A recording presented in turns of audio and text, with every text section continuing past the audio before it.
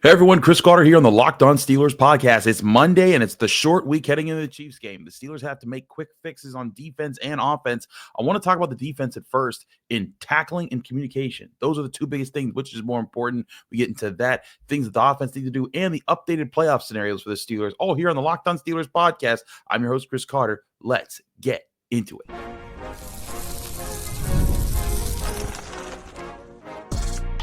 You are Locked On Steelers, your daily Pittsburgh Steelers podcast, part of the Locked On Podcast Network, your team every day.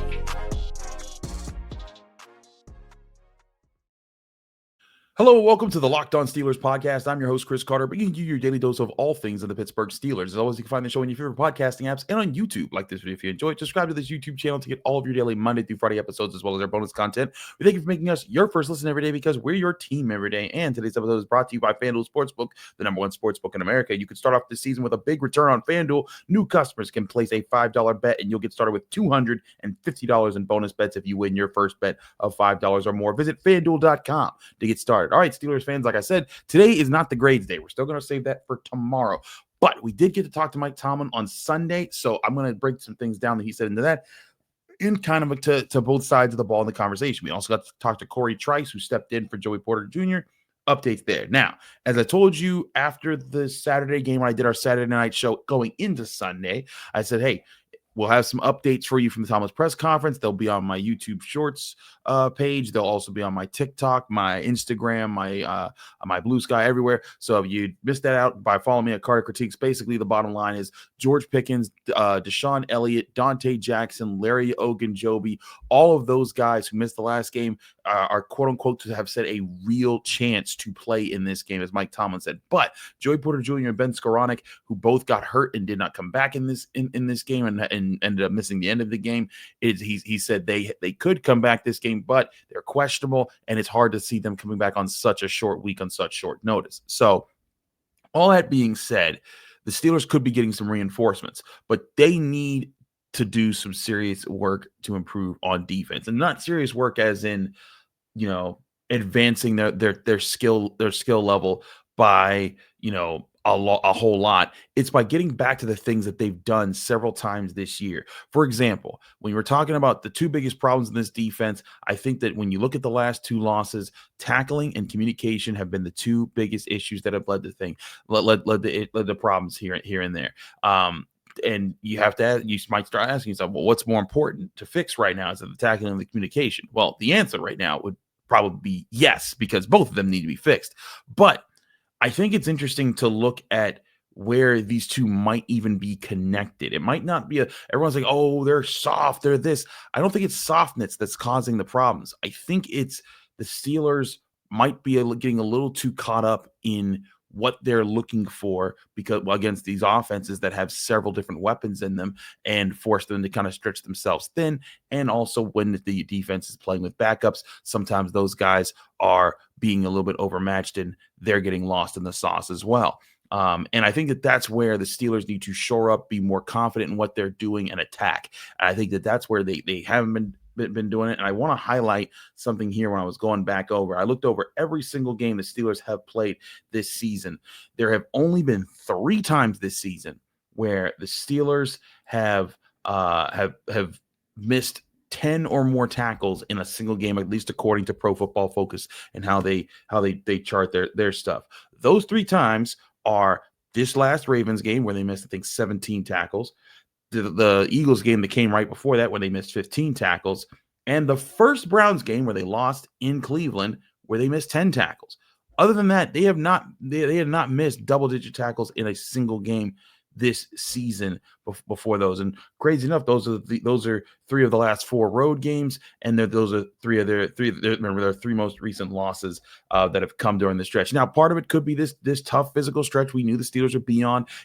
4 straight divisional games, then you're on the road in Philadelphia, then you're back on the road in Baltimore. That is a tough stretch, but we knew the stretch was coming. The Steelers needed to be better there, and between that and the communication issues we've talked about, where there were guys just wide open in the end zone, whether it was, maybe Patrick Queen and Minkah Fitzpatrick being confused about who's supposed to cover Isaiah Likely on the first touchdown, whether it was Cam Sutton and DeMonte KZ not being sure who's supposed to cover Mark Andrews on another touchdown.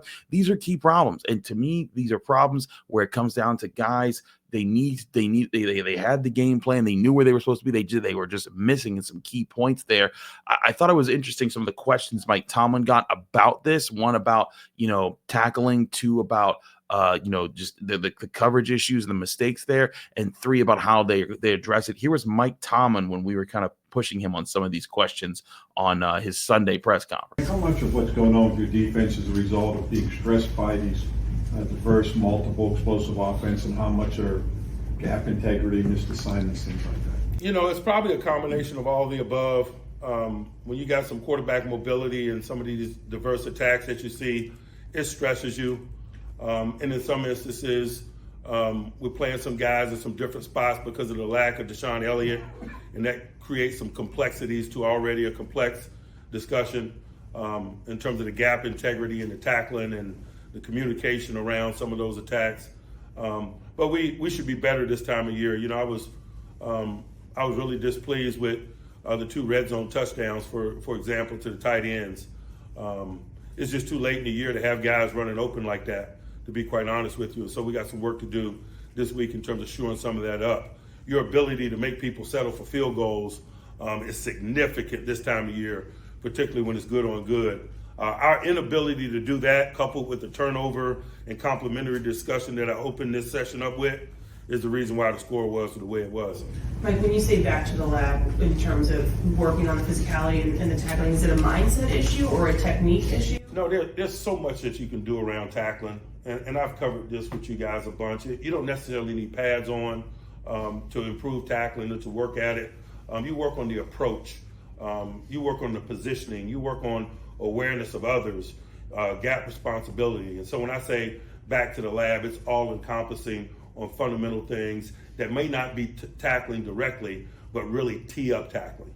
Mike, Patrick Queen talked about guys needing to trust each other more on defense, as far as not trying to step outside of your role to help someone else that you think needs help. Was that a big part of what you saw happen yesterday in some of those red zone possessions, and how do you correct against that? I think that's always the case when you're missing some people, and we were missing some people yesterday, people trying to do too much, creating issues in terms of communication or lack of fluidity. We just got to be on it.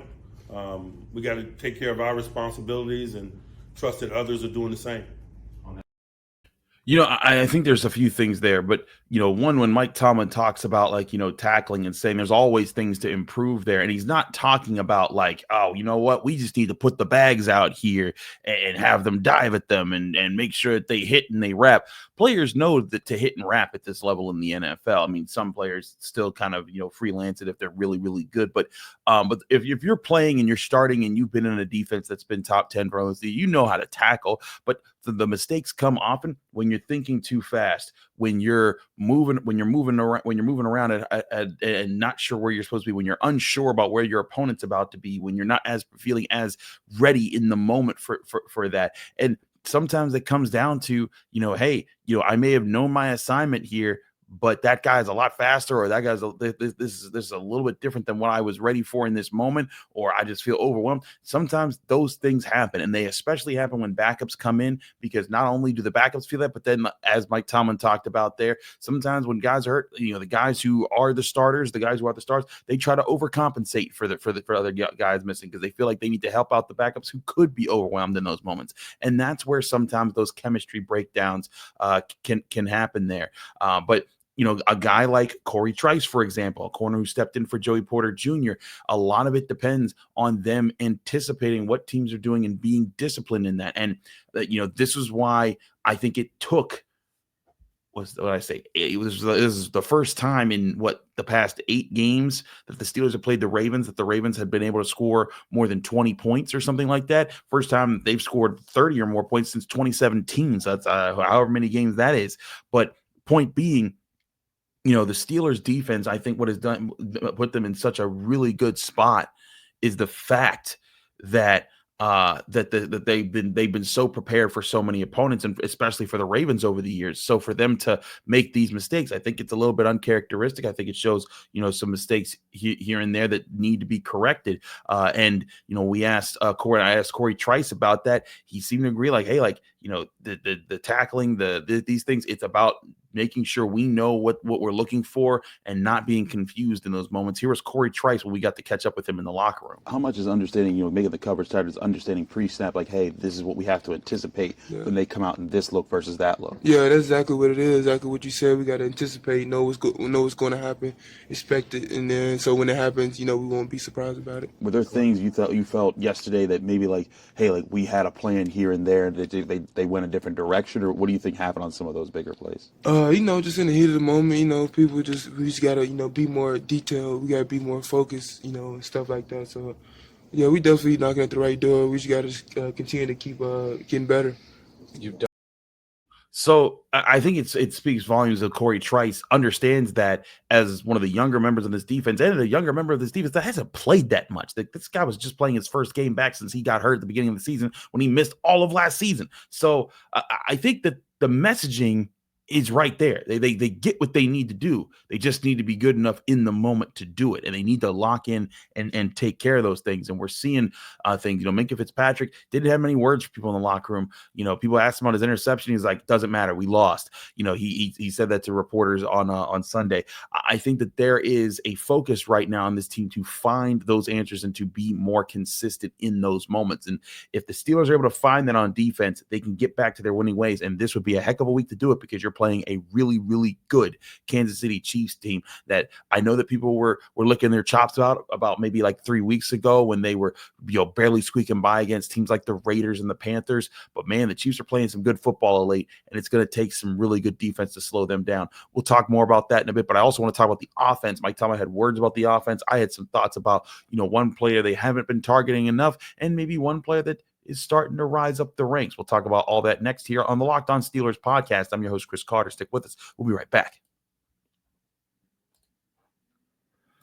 But first, I want to remind you this show is brought to you by Prize Picks. Today's episode is sponsored by Prize Picks. If you love watching the game, you're going to love Prize Picks, the easiest and most exciting way to play daily fantasy sports. Whether it's football, basketball, or any of your favorite sports, Prize Picks makes your holidays bigger and brighter. You can now win up to 1,000 times your money on Prize Picks. Plus, this holiday season, they're giving away over $30 million in rewards during Picksmas and offering 2 free picks in December. And when your picks hit, Prize Picks makes it easy to cash out. You can get your money in as fast as 15 minutes. This week, I'm looking at Jared Goff for more than 230 passing yards and Saquon Barkley for more than 1 touchdown. It's that easy. It's quick, simple, and so much fun to challenge myself and my friends. Prize Picks is the fun new daily fantasy game that everyone needs to start playing right now. Download the Prize Picks app today. Use code LOCKEDONNFL to get $50 instantly after your first $5 lineup. That's right, $50 instantly when you play just $5. Prize Picks.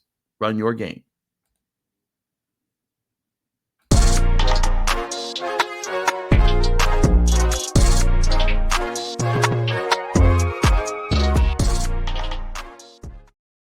Back here on the Locked On Steelers podcast, I'm your host, Chris Carter. We continue our show here today on the Steelers. Again, no grades today. We're going to still do that on Tuesday. I wanted to knock out some of the things this weekend. It's also the holidays, so your boy got to finish his shopping. But let's talk about a few things here. One, I've been one to say that I think that they need to involve Pat Freiermuth in the offense more. I think that he's a really important part of this offense.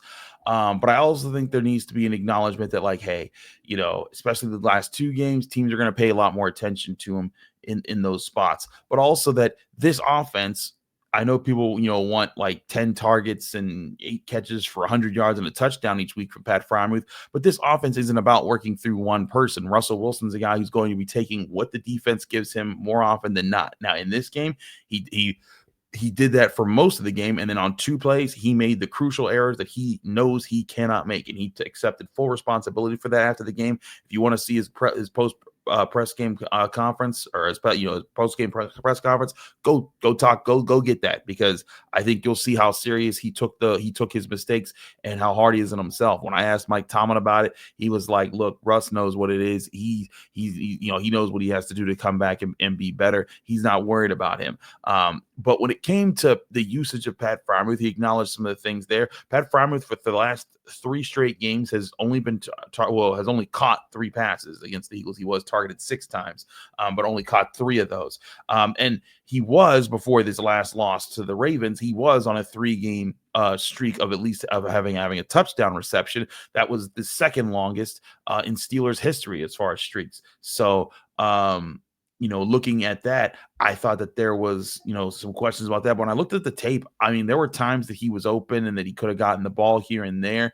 But I do think some of this is about not trying to emphasize feeding specific players as much as you're trying to emphasize taking the right throws at the right moments to give your guys the best chances to make plays. And sometimes that involves, just going to the guy that's the least covered, that has the most space. And sometimes that's not Pat Freiermuth when George Pickens isn't on the field. But Mike Tomlin was asked about this question, and he was also asked about Calvin Austin, who I also think is playing pretty well. But here's Mike Tomlin when he was asked a few questions about that offense on Sunday.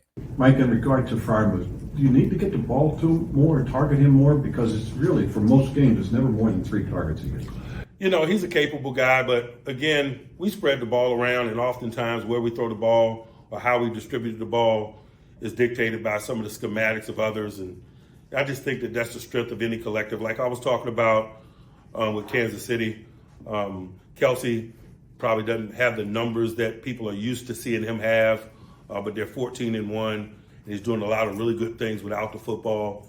He's playing a well-rounded game, an unselfish game. He's rubbing for people in man-to-man circumstances. He's chipping his way out in one-dimensional passing circumstances. And so stats don't oftentimes tell the story, and I think the same thing can be said for us and Freiermuth. You said you liked the look you got on 4th down, which was a deep ball to Calvin Austin. He had back-to-back, I think, 565 with George out. Have you seen Calvin step into that role, a greater role with George out, and has he impressed you? Calvin's evolution has nothing to do with the availability or the lack of availability of others, man. He's just a guy that's stepping forward with each and every opportunity. His experience is starting to show. He's got a feel for the game. He's competitive. He's playing fast, and it's reasonable to expect that to continue. Now, a few things here. One, before we get back to Freiermuth, Calvin Austin. I said last week, I've said a few times, I think Calvin Austin is showing that he can be a serious threat in the Steelers offense. Not a number 1 wide receiver, but he could be a 2 or a 3.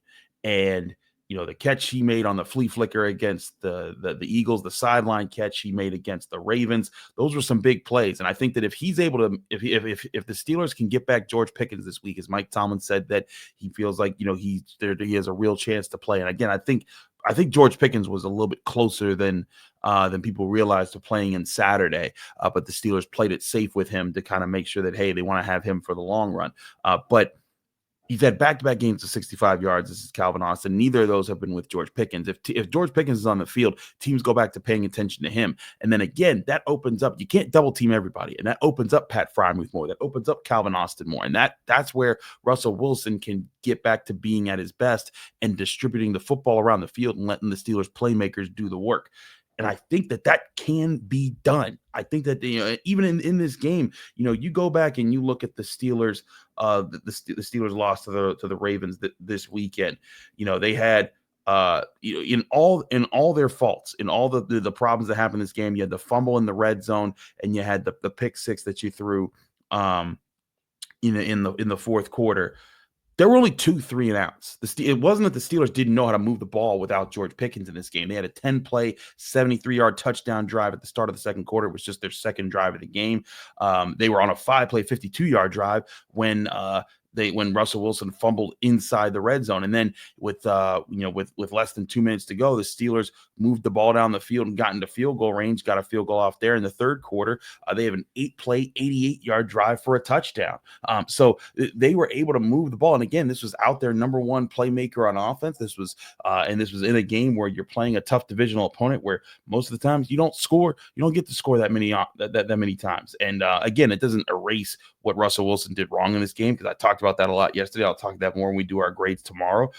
But again, I think the structure of the offense is why I said after the game, I don't think Arthur Smith's play calling was the problem in this one. And I've said before, when I've thought that, hey, maybe I think he's running a little too much in the early downs and it's kind of stalling the run game and it's holding up the pass game, I think he could switch things up. I think he switched it up this time. The unfortunate thing is that Russell Wilson just made 2 crucial errors, but other than that, he was distributing the football around the way that you want. And if they finish those 2 drives with touchdowns, this is a whole different ball game. I mean, I think it even goes a completely different direction if he just doesn't fumble the ball in the red zone, because I think it puts pressure on the Ravens much earlier, and that allows the Steelers defense to finally pin their ears back and get more aggressive in this game instead of them being the ones having to play defense. So I think that there's stuff there. I think that Pat Freiermuth, would you like to see him get targeted more? Absolutely, because I think he's that good of a player. But I also think Russell Wilson needs to not force it, and this is where you need to trust him to be a good quarterback. And I know that some people are out there that have not trusted him once this season. They said they've been screaming for Justin Fields to return since Russell Wilson's been out there. But let's face it, the Steelers' offense has been better when Russell Wilson's been out there. And I was like, oh, well, he's lost to 2 playoff teams. Well, guess what? He's beaten multiple playoff teams too. He beat the Commanders, who just beat the Eagles, by the way, and he's also beaten the Ravens. And so I look at the way that Russell Wilson's conducted this offense, and I think that if he can get back to doing that at a smooth level, I think that it can be dangerous. And especially with George Pickens back, we've seen it be dangerous. We've seen it be good on the road. We've seen it be great at home. And I think that that's what the Steelers have to hope it can kind of get there. And I mean, when I say hope, I mean, I'm not saying just, sitting around praying that, oh, please Russell have a good game again. I'm saying, no, you got to coach, and then coaching always happens where you have an intent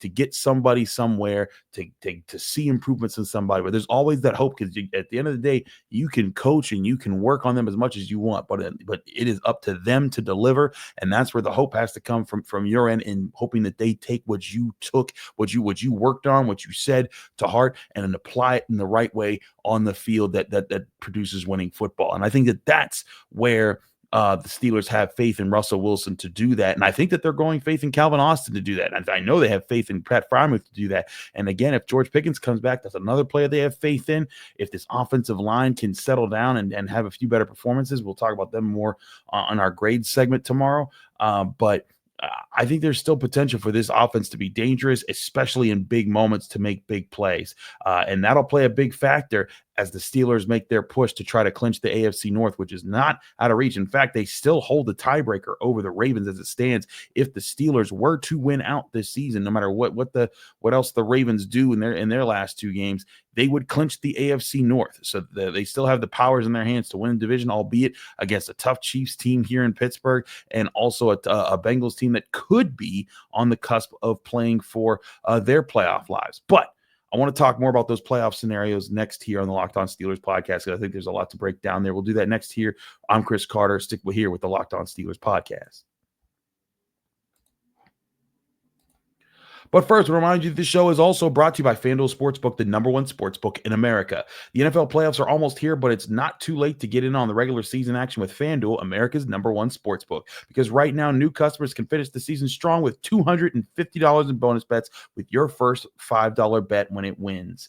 FanDuel has so many ways for you to pick up a W. I love betting on players which score a touchdown, or who will score a touchdown, and how many points each team will score. It's thrilling. The Steelers this week start as 2.5-point road underdogs to the Chiefs this week for their big Christmas Day matchup. The Steelers money line is plus 124. Chiefs money line minus 144, with the over-under set at 43.5 points. Vegas looking at this like it could be a close game. I think it will be too, because these are 2 good football teams duking it out. Visit FanDuel.com to join today. That's FanDuel.com for your chance to get $250 in bonus bets with your first bet of $5 or more if it hits. Make every moment more with FanDuel, an official sportsbook partner of the NFL.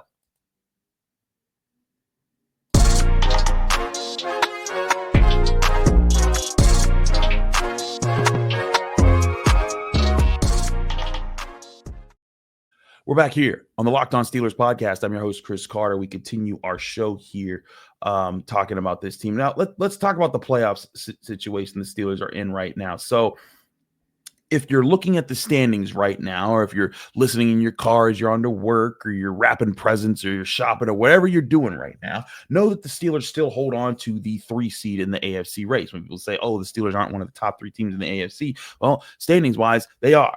And part of that's because they beat the Ravens the first time and they've maintained a better conference record. However, this still is not a done deal yet because the Steelers have to win out and they have 2 opponents with 2 really good quarterbacks down the stretch. Whereas the Ravens, they have a Texans team that's not as good as they were last year. And they have a Browns team that's pretty much all but admitted that they're tanking on the season. They've been completely abysmal. Though, again, if you were paying attention to our preseason predictions, I said that team is going to be in last. They're not a good team.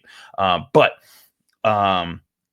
looking at the at the Steelers playoff scenarios, you're probably wondering, well, can the Steelers clinch the AFC North this week if they win and the Ravens do lose to the Texans because they are the other Christmas Day game? The answer is no, because the Steelers, if they lose to the Bengals and the Ravens beat the Browns on the last week of the season, regardless of what happened in week 17, that would be enough for the Ravens to win the division because they would then jump ahead the Steelers in divisional record. And then as long as the Steelers, if the Steelers hadn't, if the Steelers didn't, pick up a game in their first week, that's going to be moot. So the big thing is the Steelers, if they want to win the division, they should win both games because I think the Ravens are going to win out too.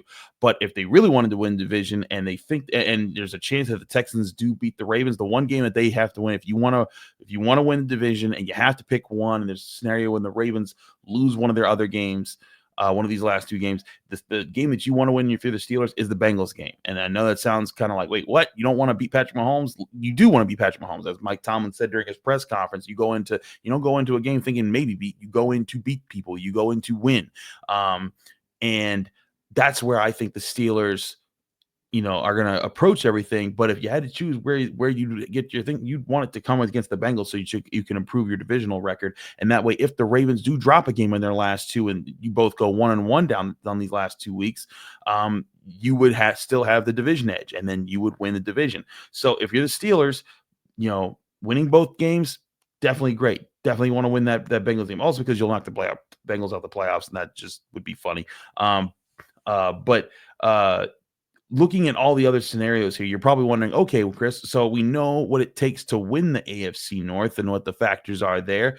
What about all these other factors? Where could they end up in the AFC? So let's do that real quick. First of all, let's get the 2 seed out your minds. The Steelers might have had a chance at the 2 seed if they had won their last 2 games, and the Bills had lost, but they haven't, so they're out of that race. Technically they're not officially out of it. They could win out and the Bills lose out and the Steelers would jump them, but the Bills aren't losing out. But where the Steelers are right now at 10-5, leading the AFC North, if they were to win out, they would hold on to that record. But you start to wonder, okay, what's the clearest path as far as like if you want to play the right teams as to set yourself up with best opportunities in the playoffs. Now, for the Steelers, being the 3 seed right now, I think would work perfectly for them because then you'd get to play the Chargers, who I think are a team that has very random tendencies to be good at times, but you've handled on your home stadium before, on your home field before. You can handle them again in the cold weather and get it done there. I think that's something the Steelers could do if you're the 3 seed. But let's say that they don't win the division. Let's say they lose the division and they're the 5 seed. Then all of a sudden you're playing the Texans in Houston, a place where I think you can try to go get a win. Last year they embarrassed you when CJ Stroud was coming out and they were figuring things out. They're not as good this year. I think they're a little bit more seen, a little bit more found out, and that'll give the Steelers a chance to go in and assert themselves. But again, remember, they are clinched in the playoffs. They are not out of the playoffs at any point in time. It's just about their seeding right now.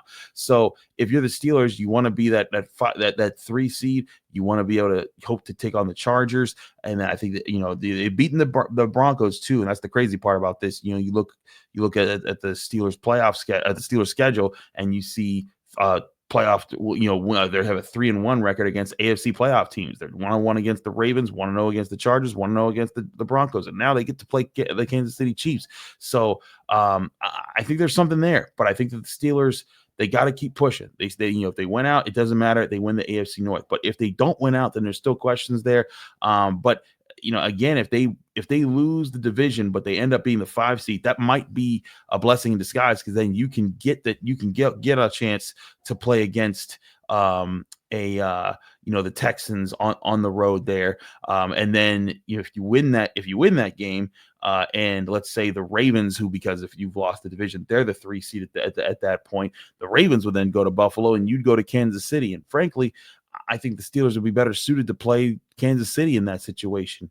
But again, you want to win the division, and I think that's still very much up for grabs. It's still something they can absolutely do, but they got to finish the job, and it's going to involve better tackling and better communication on defense. It's going to involve getting everyone involved on offense, getting healthy on both sides of the ball. If the Steelers can do those things, they might have a chance to do this. We'll talk about more about that here on the Locked On Steelers podcast. I'm your host, Chris Carter. Follow me on Twitter, Instagram, Blue Sky, TikTok, all the social medias at my handle at Carter Critiques. You can also find me here on the Locked On Steelers podcast every day, Monday through Friday, breaking down your Pittsburgh Steelers right here on the Locked On Steelers podcast. See you tomorrow, where I'm going to be at the Steelers facility early in the morning, talking to players, talking to coordinators, getting you ready for this game, and then of course giving you grades at the end of the day, looking at how things worked out. We'll see you then here on the Locked On Steelers podcast.